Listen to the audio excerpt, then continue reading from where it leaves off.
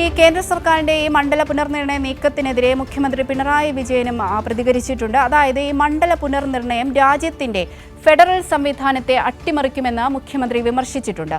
ജനസംഖ്യയുടെ പേരിൽ ഉത്തരേന്ത്യൻ സംസ്ഥാനങ്ങളിലെ രാഷ്ട്രീയ ആധിപത്യം ലോക്സഭാ സീറ്റുകളാക്കി മാറ്റി അധികാരം ദീർഘകാലത്തേക്ക് ഉറപ്പിക്കാനാണ് കേന്ദ്ര സർക്കാർ ശ്രമിക്കുന്നത്. ജനാധിപത്യ വിരുദ്ധ നീക്കത്തിൽ നിന്നും കേന്ദ്രം പിന്മാറണമെന്നും മുഖ്യമന്ത്രി ആവശ്യപ്പെട്ടിട്ടുണ്ട്. വനിതാ സംവരണ ബില്ലിന്റെ മറവിൽ മണ്ഡല പുനർനിർണയം തങ്ങൾക്ക് അനുകൂലമാക്കി മാറ്റാനുള്ള ശ്രമമാണ് ബിജെപിയുടെ നേതൃത്വത്തിലുള്ള കേന്ദ്ര സർക്കാർ നടത്തുന്നത്.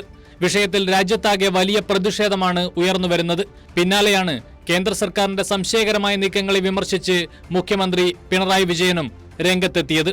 മണ്ഡല പുനർനിർണയം എന്ന പേരിൽ കേന്ദ്ര സർക്കാർ ധൃതിയിൽ നടത്താൻ ശ്രമിക്കുന്നത് സാധാരണ ഭരണപരിഷ്കാരം എന്ന നിലയിൽ ചുരുക്കിക്കാണാനാവില്ലെന്ന് മുഖ്യമന്ത്രി ചൂണ്ടിക്കാട്ടി.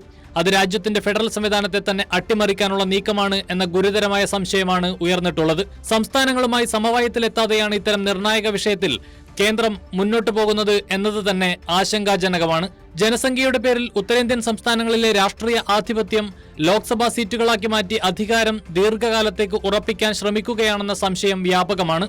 ഇതിന്റെ നേരിട്ടുള്ള ആഘാതം കേരളം പോലുള്ള സംസ്ഥാനങ്ങൾക്കാണ്. ജനസംഖ്യാ നിയന്ത്രണത്തിലും വിദ്യാഭ്യാസം, ആരോഗ്യം, സ്ത്രീ ശാക്തീകരണം തുടങ്ങിയ മേഖലകളിലും മുന്നേറി ഉത്തരവാദിത്തത്തോടെ പ്രവർത്തിച്ച സംസ്ഥാനങ്ങൾ ശിക്ഷിക്കപ്പെടുന്ന അവസ്ഥയാണെന്നും മുഖ്യമന്ത്രി പറഞ്ഞു. കുടുംബാസൂത്രണ നയങ്ങൾ അനുസരിച്ച് ജനസംഖ്യ നിയന്ത്രിച്ച സംസ്ഥാനങ്ങൾക്ക് പാർലമെന്റിൽ ആനുപാതിക പ്രാതിനിധ്യം കുറയുകയും അതേസമയം നിയന്ത്രണത്തിൽ വീഴ്ച വരുത്തിയ സംസ്ഥാനങ്ങൾക്ക് കൂടുതൽ പ്രാതിനിധ്യം ലഭിക്കുകയും ചെയ്യുന്നത് ഇരട്ട നീതിയാണ്.